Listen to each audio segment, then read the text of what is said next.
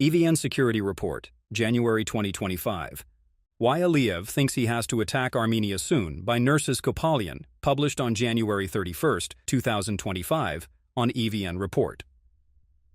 Armenia's Foreign Intelligence Service, FIS, released its first annual report, qualifying the complex security environment and the matrix of threats that Armenia faces, with a conditional prediction that it is not anticipating large-scale war to be initiated by Azerbaijan. While the underlying basis of the FIS's predictions remain consistent with the available data and predictive modeling, the report does not, however, preclude the high probability of Baku initiating surgical or strategic attacks against Armenia. For Aliyev, the initiation of interstate militarized conflict is not only a preference, but also a priority. He wants to attack because he thinks he has to attack. Azerbaijan's greatest geopolitical success after the 2020 war at the structural level was not simply the ethnic cleansing and absorption of Nagorno-Karabakh, but rather the formation of a new regional distribution of power that established an immense power disparity with Armenia. Within the contours of Azerbaijan's security architecture, the preservation of this power asymmetry remains its highest priority, over both territorial matters as well as any considerations of peace or stability. Baku's grand strategy, constructed after the November 9th ceasefire agreement, envisioned three continuous developments. First, Azerbaijan will not only assume the posture of victor, but will also assume posture of mini-hegemon dictating regional terms to Armenia, and not simply the peace process. Second, the ability to impose its geopolitical will upon Yerevan stipulated maintaining Armenia's state of post-war weakness, and by extension, the immense power parity established in the decade leading up to and after the war. And third, consolidate this regional disbalance of power by working with Russia to situate Armenia in an impossible position, with Russia refusing to meet its minimal obligation of selling arms to Armenia, while Yerevan lacking the ability, by virtue of its membership in the CSTO, of procuring weapons from Western markets. Power disparity as Baku's most valuable interest. At a strategic level, Baku envisioned an Armenia that would be denied the basic opportunity of providing for its own defensive capabilities, and in this context, an Armenia without minimal deterrence capabilities. Within the power constellations of any subsystem, such as the South Caucasus within the broader Eurasian system, the distribution of power between competing actors necessitates deterrence capabilities in order for the subsystem to have some semblance of a balance of power configuration. After the 2020 war, the regional balance of power transitioned to a regional imbalance of power as the power disparity between Armenia and Azerbaijan became so immense that the distribution of power became both lopsided and heavily concentrated within Azerbaijan. Armenia was to remain at Azerbaijan's mercy because its minimal deterrence capabilities were not only decimated, but the ability to restore was obstructed by the Russo-Azerbaijani axis. In whatever iteration the interests, goals, and designs of Baku are qualified in, ranging from Aliyev's absurd demands of Armenia in the negotiation process to the construction of a Western Azerbaijan narrative, to persistent threats of reserving the right to preemptively use force, these are all reduced to preserving the most fundamental objective of Baku, and that is the preservation of the power disparity with Armenia. As such, Aliyev's greatest fear is Armenia's ability or the growing potential of closing this power disparity. While understanding that Armenia cannot realistically achieve parity with Azerbaijan, at least in the immediate future, Aliyev nonetheless remains obsessed with obstructing Armenia's ability of developing minimal deterrence capability. Understanding and qualifying Azerbaijan's strategic thinking through this prism, it would be irrational for Aliyev not to initiate some militarized dispute with Armenia to disrupt it from attempting to close, regardless of the scope, the power gap.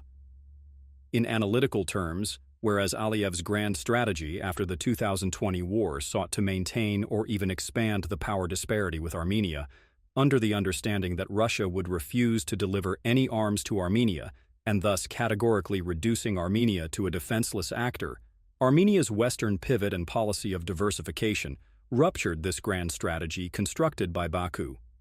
In this context, Armenia went from not having any access to weapons to purchasing roughly $3 billion in armaments within a 3-year window. For Aliyev, the greatest geopolitical and geostructural success that Azerbaijan has achieved since its post-Soviet independence stands at the risk of being ruptured. With the fundamentals of his grand strategy in the process of being jeopardized, Aliyev has assumed a posture that has puzzled many, leading to much confusion as to why he remains aggressive, uncompromising, and unreasonable when it comes to weaker, peace-seeking Armenia. For Aliyev, everything, from normalization of relations to establishing peace to achieving regional stability, are deemed as structural threats to the new balance of power he created after 2020. Thus, while everyone is concentrating on peace and stability, Aliyev remains obsessed in making certain that the distribution of power in the region, which guarantees a robust disparity with Armenia, is maintained. This remains, from Aliyev's lens, the #1 national interest of Azerbaijan. It is precisely for this reason that Aliyev has intensified his rhetoric and concrete threats against Armenia, with the entirety of his justification hinged on one development: Armenia's unexpected speed of rearming itself. The ongoing armament of Armenia, Aliyev declared, is a new threat factor for the South Caucasus, a claim that posits structural and geostrategic concerns from Baku's lens. As such, Aliyev notes that it is in the national interest of his regime to preemptively attack Armenia and obstruct it from attempting to develop deterrence capabilities and thus close the power disparity. I have already said this, and I want to say it again, that we cannot simply watch this as observers and do nothing. For Armenia's arms race forces us to attract financial resources to military issues, and not only Armenia must stop immediately arming, but the weapons that have already been sent to Armenia must be returned. To the untrained eye, Aliyev's claims border on the absurd, but observed through his paradigmatic lens, Aliyev is making a very simple claim. He cannot allow the disparity in the region's distribution of power be touched or altered. Thus, he thinks he has no choice but to attack, for the core national interest of his country, as he defines it, is in the process of being endangered. A large body of research demonstrates that in the domain of conflict continuity, democracies are not only more likely to be attacked, but also in post-conflict environments, authoritarian regimes are more likely to engage in persistent escalation.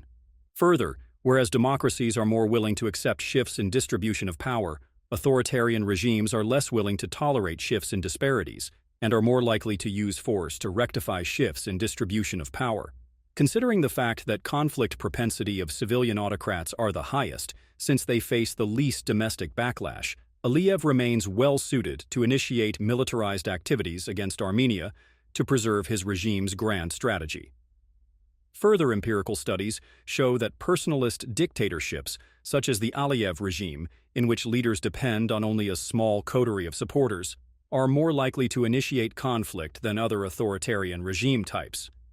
In this context, the type of regime that constitutes Aliyev's is the most conflict-prone when compared to other forms of authoritarian regimes, such as juntas or elite-constrained regimes. To this end, when qualifying the type of dictatorship that characterizes the government in Baku and the propensity for conflict initiation on matters specific to distribution of power, even the extant scholarship supports the postulate that Aliyev will seek to use force, short of initiating large-scale war, to disrupt Armenia's ability to close the power asymmetry gap with Azerbaijan. Why Aliyev is convinced he has to preemptively use force. In qualifying the behavior of war-prone personalist dictatorships, the need for power asymmetry is crucial if such a regime is going to engage in authoritarian conflict management. The capacity to control the terms of conflict with Armenia and to manage instability in the region requires the Aliyev regime to possess a large disparity in power capabilities vis-à-vis Armenia. Understood within this framework, it is in the perceived interest of the Aliyev regime to escalate and manage conflict persistence with Armenia. Any other alternative remains antithetical to its perceived national interest and, as such, irrational. Thus, Aliyev refuses and will refuse to sign any peace treaty with Armenia because he views the establishment of peace as a process that will allow Armenia to methodically close the power asymmetry and thus disrupt the new disbalance of power that Aliyev constructed with Russo-Turkish support. And noting the threat that Baku feels from Armenia's armament process and the perceived danger this poses to their grand strategy, it would be irrational for Aliyev not to act. While Armenia has continued to enhance the diplomatization of its security, such as recently signing a strategic partnership with the United States and agreeing with the European Union to extend the EU observation mission for another 2 years. This, in of itself, will not suffice to deter Aliyev from attacking if he qualifies the threat to the balance of power configuration as severe. In essence, while Armenia has added additional layers of soft deterrence to its security architecture, Aliyev will be willing to attack and risk losing immense international diplomatic capital if he deems it necessary to preserve the power disparity. Within the domain of risk propensity, from his lens, the risk of allowing Armenia to close the asymmetry gap is far more severe than dealing with the international fallout. It is within this realm of thinking that Aliyev thinks he has to, at the opportune moment, initiate some level of militarized action. Azerbaijan will most likely refrain from undertaking a large-scale invasion, for such an approach is too costly, resource-intense, and high-risk. And noting Aliyev's penchant for being intrinsically risk-averse, initiation of full-scale war will be deemed unnecessary. Aliyev will more likely opt for localized operations and incursions in the border areas, but his primary objective will be to initiate surgical strikes against Armenia's new defense positions and advanced weaponry and weapon systems that have been procured from India and France. Baku's underlying objective in preserving the power disparity is to preemptively attack Armenia's new capabilities and thus disrupt and throw back Armenia's improvements and advances in deterrence building. Within this context, Aliyev cares less about absorbing or occupying more territories. That's the cherry on top for him, and more about destroying Armenia's rearmament process and the extent to which it is developing the capacity to resist Azerbaijan. In essence, Aliyev is seeking to do what Armenia failed to do after the First Karabakh War and subsequent developments post-1994, limit the enemy's ability from recovering and preserve the new balance of power. And to do this, he will do what Armenia refused to do after 1994, maintain conflict persistence, impose terms through power asymmetry, and initiate controlled instability by using force.